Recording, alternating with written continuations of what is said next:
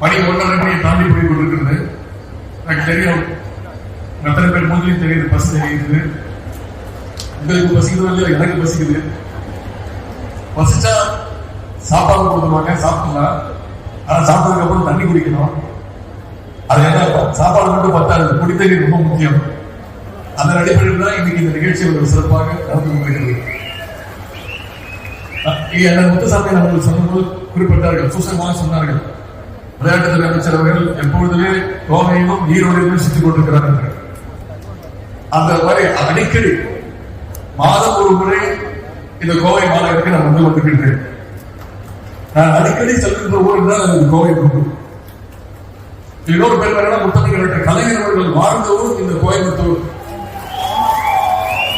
ஒவ்வொரு முறையும் உங்களுடைய எழுச்சி வரவேற்பு எல்லாம் சந்திப்பதில் மீண்டும் என்னுடைய மகிழ்ச்சி நான் தெரிவித்துக் கொள்கின்றேன்.